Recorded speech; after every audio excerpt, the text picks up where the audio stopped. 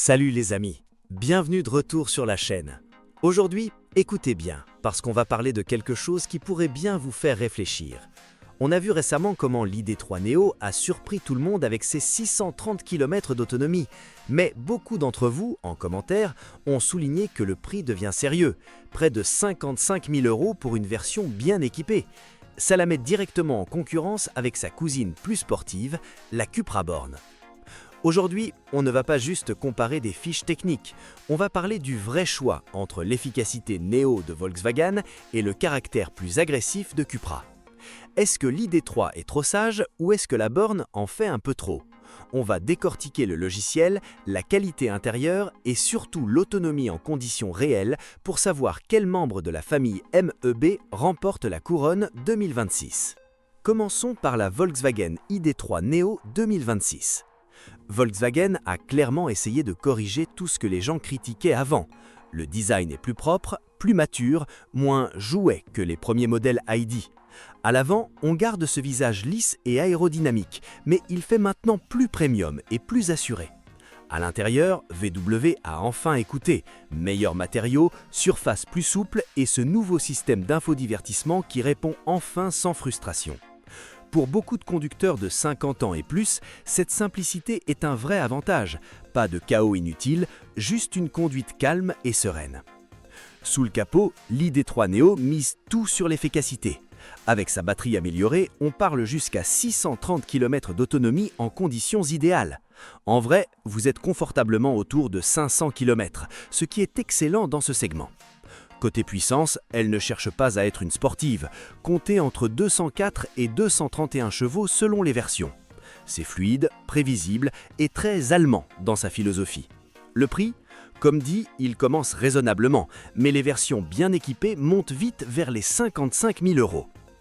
Maintenant, passons à l'émotionnel, la Cupra Born Facelift 2026. Et là, l'attitude change immédiatement.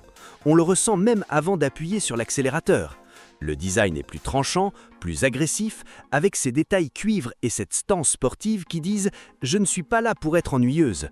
Elle repose sur la même plateforme, mais Cupra lui injecte une personnalité complètement différente.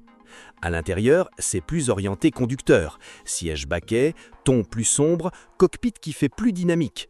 Ce n'est pas aussi doux que chez VW, mais ça fait plus vivant.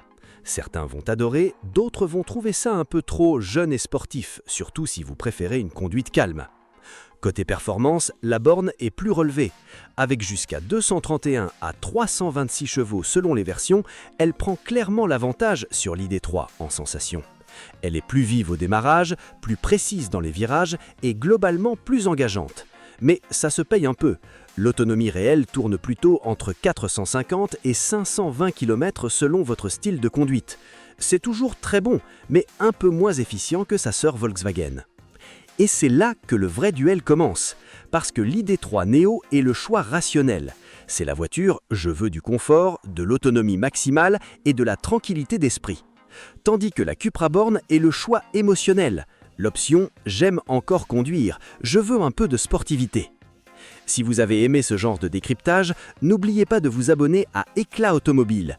Beaucoup d'autres comparatifs EV réalistes arrivent, pas juste des chiffres, mais comment ces voitures se ressentent vraiment sur la route. On continue.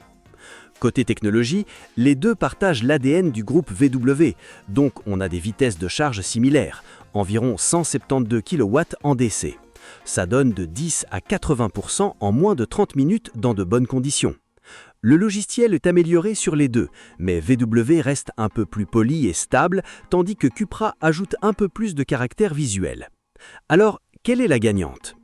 Si vous êtes quelqu'un qui privilégie le confort, l'autonomie maximale et une conduite relaxe, la Volkswagen ID3 Neo est le choix le plus intelligent, le plus sûr et le plus raffiné. C'est celle sur laquelle vous pouvez compter tous les jours sans mauvaise surprise. Mais si vous voulez de l'émotion, un look plus tranchant, des accélérations plus fortes et une voiture qui vous fait sentir quelque chose à chaque trajet, la Cupra Born Facelift est celle qui vole le cœur. Et c'est ça la vraie histoire. Ce n'est pas laquelle est meilleure, mais laquelle correspond à votre personnalité.